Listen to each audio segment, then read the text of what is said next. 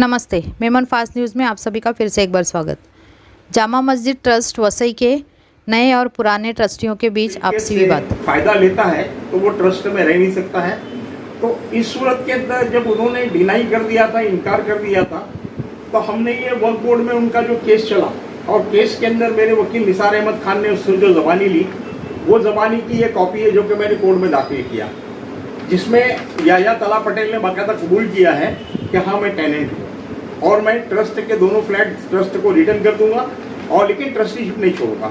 और इसी मुद्दे के ऊपर, इसी जवाब के ऊपर तो उन्होंने जो फ्लैट थी, जो प्रॉपर्टी थी, वो उन्होंने रिटर्न किया नहीं? वो उसमें रहते हैं, उनकी बीवी, एक में उनके चाचा हमीद भाई रहते हैं, उनकी बीवी रहती है, और एक में या अपनी फैमिली के साथ रहते हैं। वो उसकी प्रोसीडिंग हमारे चल रही है क्योंकि हमने 64 सेक्शन के अंदर फ्लैट खाली करने के लिए हमने वक्फ बोर्ड के अंदर केस फाइल कर दिया है। तो बताना ये होता है कि वहाँ जो ये लोग बता रहे हैं कि वहाँ कसम ली जाती है, वहाँ कोई कसम नहीं ली जाती है। अगर आपका कोई सूट है, केस है, तो केस में जब आपको विटनेस बॉक्स में लिया जाता है और ज़बानी जब शुरू होती है तो उसमें कसम ली जाती है। वहाँ तो उनके वकील ने सिर्फ मोहसिन खान ने सिर्फ इल्ज़ाम लगाया था, हमारे वकील ने सिर्फ उतना ही कहा कि इन्होंने मेरे क्लाइंट पे जो भी इल्ज़ाम लगाया है, तो उनका तो कहना है कि आपने भी अल्लाह की कसम का भी झूठ बात नहीं भाई, मैं वही बता रहा हूँ, वहाँ तो कोई कसम हुई नहीं है। ये जवाब है, ये उसके जवाब के ऊपर कोई कसमबाजी वगैरह होती नहीं। हाँ, कसम होती है, लेकिन जब केस चलता है, विटनेस बॉक्स में जब लिया जाता है, जब कसम होती है। अब ये क्या कहते हैं वो जाने, उनका ईमान जाने। और एक सर, आपको एक अपने को आपको आरोप लगाया जा रहा है कि वक्फ बोर्ड की जो प्रॉपर्टी है, जो फ्लैट है, आज तक आपने वक्फ बोर्ड को हिसाब दिया नहीं उसके बारे में। अल्हम्दुलिल्लाह। हाँ, तो वो उनके बारे में सर क्या बोलना चाहते हो कि आपने हिसाब दिया या नहीं दिया वक्फ बोर्ड के जो बिल्डिंग के? देखिए, आज मुझे ट्रस्ट पे तकरीबन 50 साल हो गया है जिम्मेदारी को संभाले हुए। ट्रस्ट की जिम्मेदारी संभाले हुए 50 साल हुआ है। और वसई का बच्चा, बड़ा बूढ़ा सभी जानता है कि जिस वक्त ट्रस्ट का चार्ज मेरे हाथ आया था, उस वक्त ट्रस्ट की आमदनी सालाना 6,000 रुपया थी। 50 साल पहले की बात है। आज अल्हम्दुलिल्लाह लाखों में आमदनी है। ट्रस्ट की करोड़ों की प्रॉपर्टी है, और ये करोड़ों की जितनी प्रॉपर्टी है, इसमें जो दूसरों के नाम दर्ज थे, उन लोगों के सबके नाम 100 साल 99 साल की लीज पर दी गई थी, उनके नाम खारिज करके और कोर्ट के ज़रिए सुप्रीम कोर्ट तक मैंने लड़ाई लड़ी। और आज वक्फ बोर्ड के अंदर वो सारी के सारी शेड्यूल प्रॉपर्टी वक्फ बोर्ड के शेड्यूल में दर्ज है। रह जाती है बात कि हिसाब किताब की, तो हिसाब किताब मैं आपको बता दूं कि 2022 तक का। एक मिनट में आपको बता रहा हूँ सर, जो मस्जिद का चंदा आता है, हर हफ्ते आता है जुम्मा को, जो तो उनका कहना है कि ये बताते हैं कि 3-3,500 रुपये आता है जुम्मा का, जो भी आप चंदा निकालते हो। आपकी तरफ से 3,500 रुपये था, अब ये लोग निकाल रहे हैं, यहाँ की जो नई ट्रस्टी जो बने निकाल रहे हैं, तो वो बोल रहे कि हमारे को 10,000, कहीं 15,000, कहीं 12,000 रुपये आता है। तो हम बाकायदा बोर्ड पे लिखा जा रहा है। तो सर ये बात कहाँ तक सही है? देखिए, मस्जिद की आमदनी सिर्फ चंदा ही नहीं है। जो ये बता रहे हैं कि चंदा इतना आता है, मैं कह रहा हूँ ये चंदे के ऊपर अपना धंधा चला रहे हैं। आज जो लोग ने मस्जिद का चार्ज संभाला है, उसमें सभी लोग मौजूद हैं। कल वो क्या थे, आज क्या है, और उनके मकानात देख लीजिए, उनकी गाड़ी मोटर देख लीजिए, जो उनके पास कल नहीं थी, आज उनके पास हासिल हो गई। मुझे उन पर इल्ज़ाम नहीं, जो उनके सामने आवाम जो देख रही हो। डॉक्टर नसीर 50 साल पहले जैसा था, आज भी वैसा ही है। रह जाती बात मस्जिद के हिसाब किताब की, तो वक्फ बोर्ड को 2022 तक का मैंने हिसाब किताब, मार्च 2022 तक का हिसाब किताब दे चुका हूँ।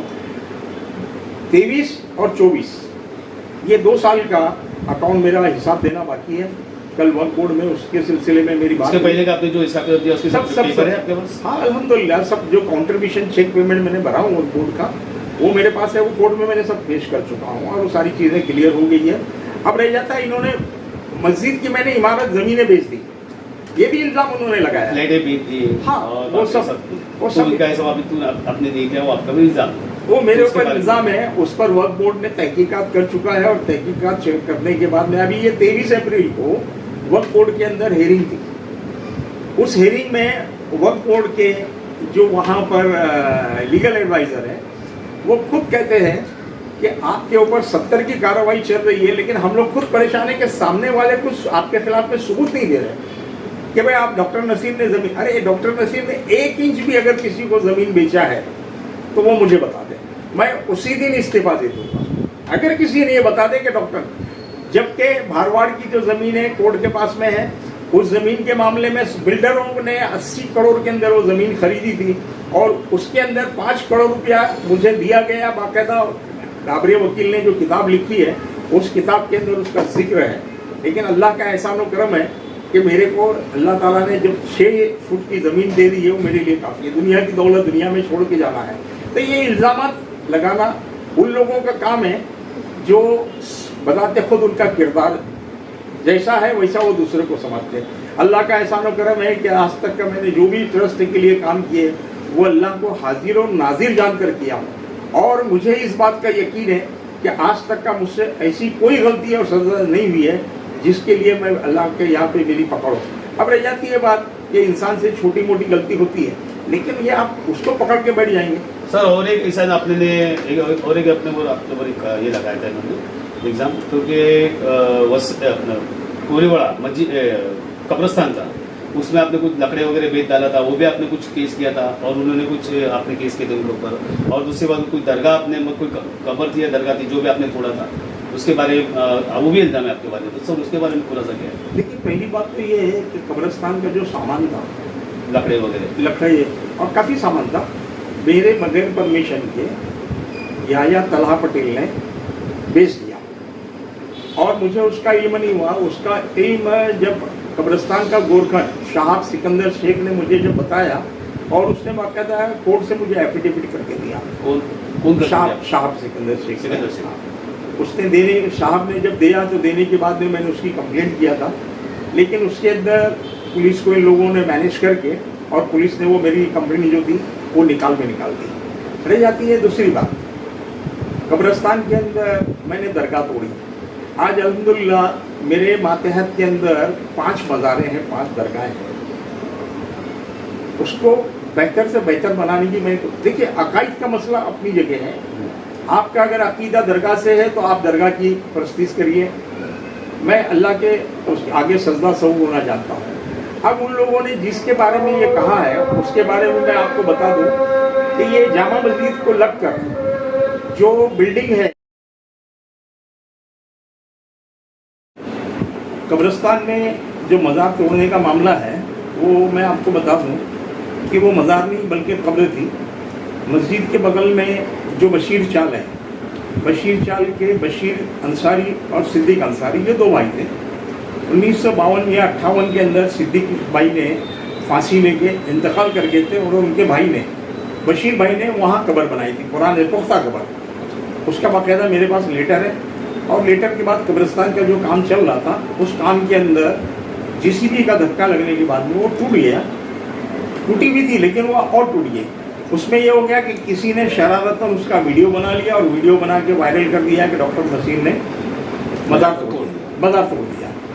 अब उसके बाद में ये लोग मुझे ब्लैकमेल करना चाहते थे। उनका कहना ये था, उन्होंने इंस्पेक्टर जगताप और इंस्पेक्टर करपे इनसे ये कहा कि डॉक्टर साहब को बोलो हमको यहाँ बड़ा मज़ार बनाने के लिए परमिशन दें, हम लोग यहाँ मज़ार बनाएंगे, रूम बनाएंगे, टेम्पल बनाएंगे।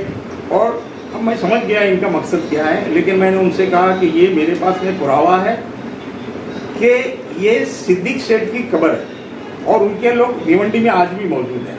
फैमिली वहाँ रहती है, उनकी फैमिली रहती है। फैमिली ने कुछ आपको बताया गया? नहीं, फैमिली ने बाकायदा मुझे लेटर दिया था कि ये इसको आप तोड़ दीजिए, लेकिन मैंने नहीं तोड़ा था। 2017 में लेटर दिया, 2017 में आपको लेटर दिया था, लेकिन मैंने नहीं तोड़ा था। मैं बोला क्या है, टूटी रही है, मैं दिया नहीं। आखिर में ये हुआ कि वो मामला होने की वजह से इनको तो कोई ना कोई मामला चाहिए था, इसलिए उन्होंने मेरे को, पुलिस वालों ने कहा कि आप परमिशन दे दो नहीं तो हम आपको अटैक करेंगे। मैंने कहा आप मुझे अटैक करिए। आपका जो पुरावा था, आपने पुरावा क्यों नहीं दिखाया पुलिस? नहीं दिया कोर्ट को, हाँ कोर्ट को पुरावा दिया। जब पुलिस स्टेशन में आपको बोल रहे थे कि हम अटैक कर लेंगे, हाँ, तो पुलिस वालों को आप दिखा सकते थे ना कि भाई मेरे पास पुरावा है। वो मैंने दिया उनको दिया, तो वो क्या कहते हैं, ये मर गया है, उसी का, उसकी रिश्तेदार का लेटर है। मैंने कहा भाई वो लेटर, जब उन्होंने नहीं माना और उन्होंने मुझ पर FIR किया, FIR करने के ऊपर मैं वक्त ट्राइब्यूनल में गया, क्योंकि उनको बड़ी इमारत दरगाह बनाने की थी जहाँ पे इनका चंदा और धंधा चल सके। जुआ चल सके। सब एक छोटी गांव के लोग हैं, कोलीवाड़ा के लोग हैं जो ये काम को करना चाहते हैं, जिसमें आसिफ काजी वगैरह भी शामिल है। तो मैंने इनकार कर दिया। इनकार करने के बाद मुझ पर FIR हुई। अल्हम्दुलिल्लाह मुझे उसका डर नहीं है, क्योंकि जब ट्रस्ट में समाज में मैं काम करता हूँ तो ये सारी चीज़ें मेरे साथ होगी और मैं उसकी परवाह भी नहीं करता हूँ। लेकिन उसके बाद में अल्लाह ने मुझे साथ दिया और हाई कोर्ट से मुझे बाकायदा उसके लिए क्लीन चिट मिल गई। हाई कोर्ट ने बिल्कुल क्लियर। तो ये सारी चीज़ें होती रहती है। जब समाज में मुझे काम करना, अल्लाह के घर की मिल्कियत को संभालना है, तो ये सारे मामला होते रहेंगे। और ये लोग अल्लाह के घर की मिल्कियत को बर्बाद करने के लिए जो टोला निकला है अल्लाह के नहीं सर, ऐसा नहीं है। वो आवाम का भी कहना है कि भाई अभी आप 50 साल अपनी खिदमत किए, हाँ ट्रस्ट की, मतलब कब्रस्तान की, मस्जिद की, तो आज उनका कहना है कि कुछ नए लोगों भी अंदर, नए जनरेशन भी कुछ करना चाहती है। तो इसलिए अल्हम्दुलिल्लाह ये मेरी चेंज रिपोर्ट है। ये कल ही मैंने वर्क बोर्ड से निकाला हूँ। अब इसमें आप देखिए जो मेरे नए ट्रस्टी आए हैं, ये सारे नए ट्रस्टी हैं और सब पढ़े लिखे तालीमी याफ्ता है। ऐसा नहीं कि भाई अंगूठे छाप लोगों को लिया। और ट्रस्ट में उन्हीं लोगों की ज़रूरत है। ये देखिए जो भी लोग हमारे ट्रस्टी में, अभी 60 ट्रस्टी हम लोगों ने किया है। ये देखिए ग्रेजुएट है ये भी क्या। तो जितने भी लोग हम लोगों ने लिए हैं 5 से 7 ट्रस्टी, पहले 5 थे, अभी कितने ट्रस्ट है? अभी 7 ट्रस्टी है। ट्रस्टी है, सब पेपर उनके आपके पास है? सब अल्हम्दुलिल्लाह। और ये चेंज रिपोर्ट वर्क बोर्ड की चेंज रिपोर्ट है जो कि इंशाल्लाह ये बहुत जल्द मंजूर होने वाली है नए ट्रस्टियों की। ये 2023 में, मार्च 2023 में हमने फाइल किया था और इस पर नंबर पड़ गया है। इसका नंबर 169 2023 है और ये चेंज रिपोर्ट जल्दी मंजूर हो जाएगी। और हमारा जो भी काम है वो हमारे स्कीम के तहत हम लोग काम करते हैं। अगर हम चंदा भी वसूल करते हैं तो चंदे की बाकायदा पावती देते हैं। 10 रुपया भी अगर कोई लेता है तो 10 रुपये का कूपन हम देते हैं। बाकायदा आपको पावती देगी? पावती चाहे वो मेरे पास में 10 रुपया है या 10 लाख रुपया है या 1 लाख रुपया है, उसकी बाकायदा मैं पावती देता हूँ और पूरा हिसाब किताब मेरे पास में ऑफिस में मौजूद है। आज ऑफिस को इन्होंने ताले पे टाला, वर्क बोर्ड वालों ने मुझे ताबा दिया और इन्होंने ताले पे टाला। याया तला पटेल, जहीर हाजी मियाँ शेख, मोहम्मद हनीफ शेख, इन्होंने ताले पे टाला मारा और पुलिस स्टेशन में इन्होंने लिख कर दिया है कि हमने ऑफिस के, हाँ ऑफिस के वक्त के ऑफिस के ऊपर हमने ताले पे ताला मारा है। पुलिस वालों ने मुझे वो कॉपी दी है। पुलिस वाले ने वहाँ से पूछा नहीं इनको क्यों मारा टाला? पुलिस वालों ने खुद लिख के दिया। पुलिस वालों ने, इन्होंने जब ताले पे ताला मारा तो इंस्पेक्टर वैभव जगताप और वक्फ ऑफिसर फैयाज पठान, ये लोगों ने यहाँ जो आवाम थी, आवाम के गुस्से को देखा तो ये सीधा पुलिस स्टेशन भागे। अब पुलिस स्टेशन भाग के वहाँ से उन्होंने मुझे कॉल किया और मुझे मेरे ट्रस्टियों को बुलाया और उसके बाद उनसे लिख कर लिया। मेरे ट्रस्टी लतीफ़ भाई ने और मैंने, हम लोगों ने साइन नहीं किया। हमने कहा हम साइन नहीं करेंगे, ठीक है। वो ताला लगा हुआ, ताले से मुझे कोई फ़र्क नहीं पड़ता है। मेरा ट्रस्ट का कोई काम रुका हुआ नहीं है। ट्रस्ट का काम जिस तरह पहले चलता था चल रहा है और इंशाल्लाह आइंदा भी चलता रहेगा। और जब तक मैं हक बजानिब हूँ, मुझे इन लोगों की कोई फिक्र नहीं है, कोई परवाह नहीं है। इनकी शैतानी हरकतें जो है ये करते रहे, अल्लाह मेरे साथ है, शैतान उनके साथ।